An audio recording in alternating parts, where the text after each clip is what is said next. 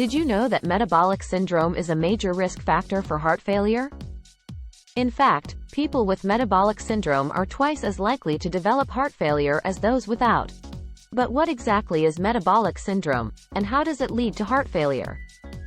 In this video, we'll explore the latest research on this important topic. In the world of healthcare, two prevalent and interconnected conditions have captured the attention of researchers and clinicians alike: metabolic syndrome, METS, and heart failure, HF. The intricate relationship between these two conditions has raised numerous questions and prompted extensive research. This article delves deep into the epidemiology, mechanisms, management, and even the intriguing concept of the obesity paradox within the context of METS and HF. METS and HF are no strangers to the global population, affecting millions worldwide. METS is a multifaceted syndrome, often stemming from sedentary lifestyles, genetic factors, and overweight or obesity. Its core components include elevated waist circumference, high blood pressure, elevated triglycerides, reduced high-density lipoprotein, HDL, cholesterol, and elevated fasting blood sugar levels.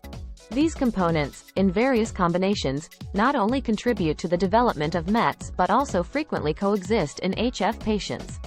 The relationship between METS and HF is far from straightforward. While some components of METS, such as insulin resistance, diabetes mellitus, and lipid abnormalities, can exacerbate HF, others like overweight, obesity, and high blood pressure surprisingly show favorable associations with HF outcomes. This complexity has fueled intensive research to unravel the intricate dynamics at play. Numerous studies have established METS as a significant risk factor for cardiovascular diseases, including HF. Research by Wilson et al.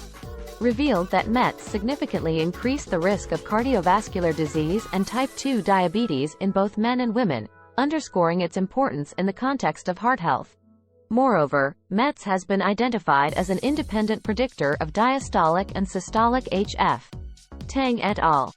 Demonstrated a clear link between METS and diastolic and systolic HF, reinforcing the notion that METS poses a substantial risk to heart health. It's worth noting that while METS as a whole is linked to HF, specific components like raised blood pressure and impaired glucose tolerance also contribute significantly to congestive HF. Visceral adiposity, often characterized by the accumulation of fat around internal organs, emerges as a pivotal player in the METS-HF connection. This type of adiposity not only acts as the primary trigger for METS but also unleashes a cascade of detrimental effects on heart health. One key factor is the production of adipokines, including plasminogen activator inhibitor type 1, PI1, and adiponectin.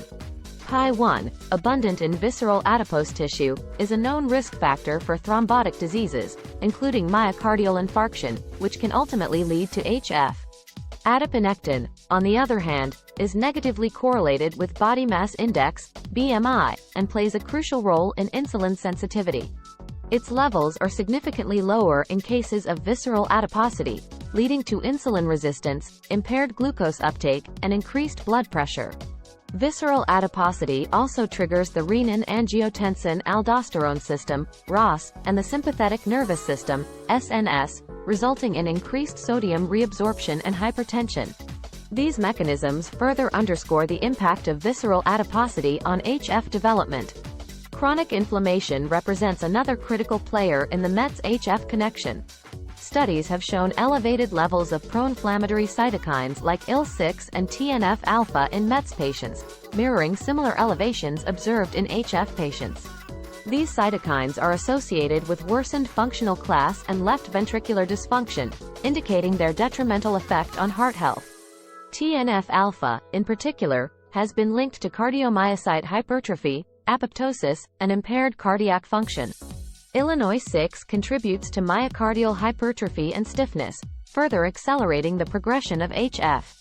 The presence of these inflammatory markers in both METS and HF underscores their role in exacerbating heart-related conditions. Insulin resistance, a hallmark of METS, has profound implications for HF progression. It disrupts glucose uptake, promotes elevated fasting blood sugar levels, and increases free fatty acids in circulation. Additionally, insulin resistance impacts blood pressure, triglyceride levels, and HDL cholesterol, further fueling the METs-HF connection. Neurohormonal activation, specifically involving the sympathetic nervous system, SNS, and ROS, is another piece of the puzzle. Chronic activation of these systems leads to increased blood pressure, heart rate, and myocardial contractility. This heightened energy demand, coupled with the energy deficiency caused by insulin resistance, sets the stage for cardiomyocyte hypertrophy and, ultimately, HF. Optimal management of METs is pivotal in preventing HF. Lifestyle interventions, including dietary changes, exercise, and emotional regulation, play a crucial role in mitigating METs components. Exercise, in particular, has been proven effective in improving peak VO2, reducing fat mass, and positively impacting blood pressure and lipid profiles. Long-term adherence to a healthy lifestyle is key, and various dietary patterns such as Mediterranean-style, low-carbohydrate, and low-fat diets have shown promise in improving insulin resistance and METs. When it comes to medication management, addressing individual METs components is essential. Management guidelines for hyperglycemia, hypertension, and dyslipidemia are available and should be followed diligently to reduce the risk of HF development. For HF patients with METs, a nuanced approach is required. Gradual and moderate diabetes treatment, with a preference for metformin over insulin, is recommended.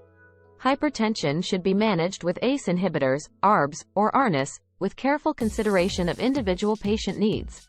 Dyslipidemia management should follow established guidelines, with the use of statins and N3-PUFAs when indicated. The concept of the obesity paradox adds a fascinating layer to the METs-HF discussion. While visceral adiposity is a known risk factor for METs and HF, some studies have revealed that obesity, once HF has developed, may improve survival rates in patients. This paradox has been explored in various studies, with results indicating that obesity may be associated with a more favorable prognosis in HF patients. The mechanisms behind this paradox are complex, involving factors like leptin and adiponectin. Leptin, despite being associated with obesity, has an inverse correlation with mortality in HF patients, suggesting a protective role. Conversely, increased adiponectin levels in HF patients are linked to a poorer prognosis, possibly due to compensatory mechanisms within the heart. In conclusion, metabolic syndrome and heart failure are intertwined in a complex web of risk factors, mechanisms, and management strategies.